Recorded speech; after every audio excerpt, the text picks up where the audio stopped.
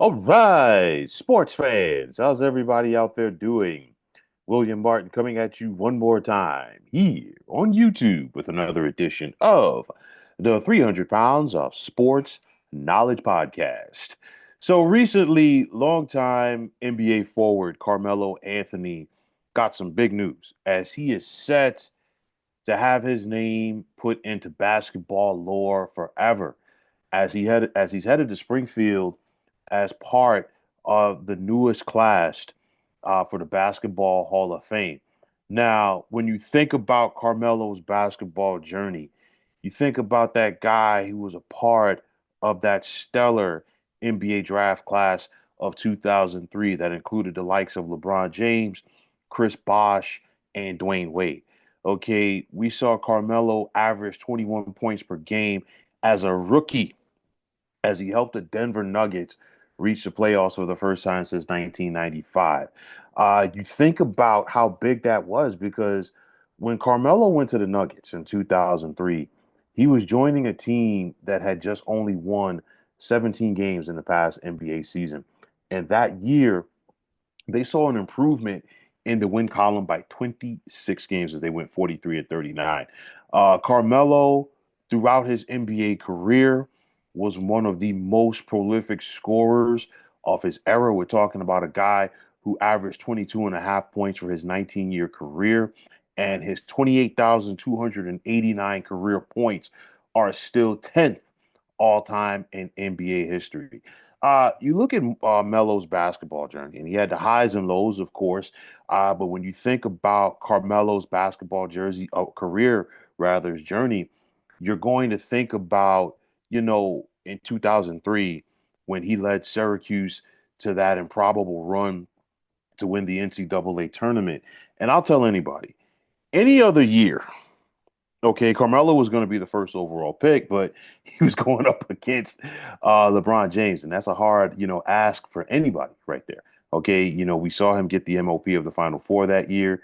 He's helped Team USA win 3 gold medals in the Summer Olympics. We're talking about a guy who was a 10-time NBA All-Star, and he also led the NBA in scoring in 2013 as a member of the Knicks at 28.7 per contest. Now, some will argue, okay, that Carmelo was only a one-dimensional player throughout his career, and that was as a scorer. He's a guy, he averaged less than 3 assists for his career. He only averaged a steal and a half a block. But the thing was, Carmelo basically was the scorer. That was it. And he wasn't going to do a lot else. And you just have to wonder if that hurt him at times. And the reason why I bring that up, Carmelo only got out of the first round twice in his career. And of course, with that said, no NBA championship, no finals appearances.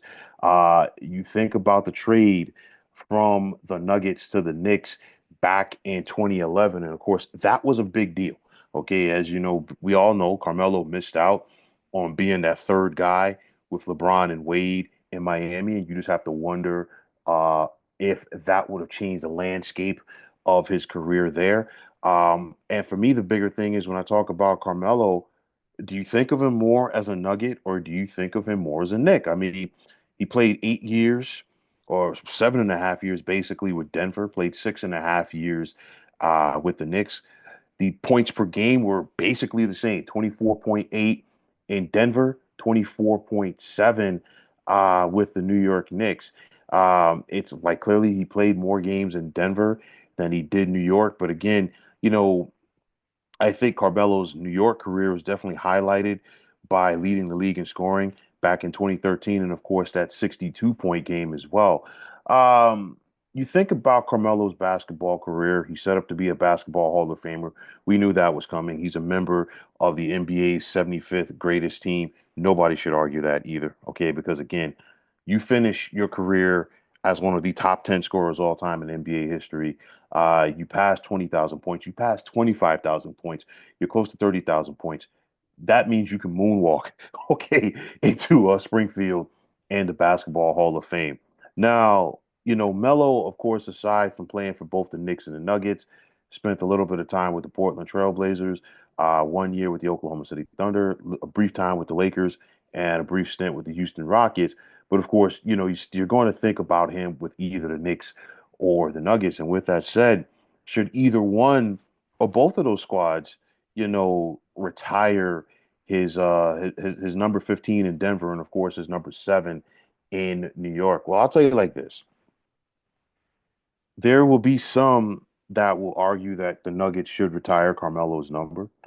Of course, there's a guy right there that is, adding to his basketball legacy, game by game, and who knew that once he came along, that his career would overshadow that of Carmelo's with the Denver Nuggets, and I'm talking about the great Nikola Jokic. Of course, Carmelo could not wear number 15 with the Knicks because it was already retired there twice. All right. And they were not going to bring that number out of retirement. It'd be interesting to see if the Knicks do decide to retire Carmelo's number 7. It'd be interesting to see if the Nuggets do decide to retire number 15 for both him and Nikola Jokic. It's definitely going to be retired for Jokic because he's accomplished more with the team. Okay. But I look at Carmelo's basketball journey and it's not a slight. I mean, he was a great scorer. And I mean, you can never take that away from him. For me, I just feel like Carmelo never got better throughout his NBA career from what he was when he first came into the league. You knew Carmelo was a scorer. You knew he was an ISO player when he first came into the league, and that is what he continued to be throughout his career. And in my opinion, that kind of hindered him as far as being able to get out of the first round, um, so much. I mean, you look at a guy like Kevin Garnett, clearly he had his struggles getting out of the first round for so many years at the Minnesota Timberwolves. A lot of it was due to the fact that he didn't have the greatest squad around him at all times. And the Western Conference was very difficult in those days. Carmelo played in the Western Conference. It was tough. Didn't get out of the first round in Denver until they got Chauncey Billups in that trade with Denver. And then, of course, one time with the New York Knicks. But nonetheless, like I said before, not a slight, but he was a one-dimensional player. But that one dimension that Carmelo brought to the table as a scorer, listen, there weren't too many that were better than him. But at the end of the day, well deserved for him to be in the Basketball Hall of Fame. You can't tell the story of the NBA game from like the 2000s and the 2010s without mentioning the name Carmelo Anthony. He might not be the first player that comes to mind, but he is definitely in that mix. And like I said before, he will now forever be in basketball lore. One thing's for sure, Carmelo will never have to buy another drink in Syracuse or the region around central New York after that 2003 run. And of course, what he has continued to do for their basketball program and their university. So well deserved, well earned. And like I said before, his name will forever be entrenched in Springfield in basketball lore. But folks, that is going to wrap it up. And as always, I want to take this time out to thank each and every one of you for tuning into the 300 Pounds of Sports Knowledge podcast here on YouTube. And I want to take this time out to thank all of you fine folks out there for tuning in. And if you haven't already, please feel free to subscribe to this channel. Also, if you're on the X, formerly known as Twitter, please feel free to follow me at 300 Pounds of Sports. And like I always say, if you follow me, it'll be my pleasure to follow you right back. You can also check me out on the IG at 300 Pounds of Sports Knowledge. And you can also check me out on Facebook at the Sports Depot 365. So once again, fine folks, my name is William Martin. I'm signing off and I'm saying thanks once again for tuning into the 300 Pounds of Sports Knowledge podcast here on YouTube. Be well, everybody.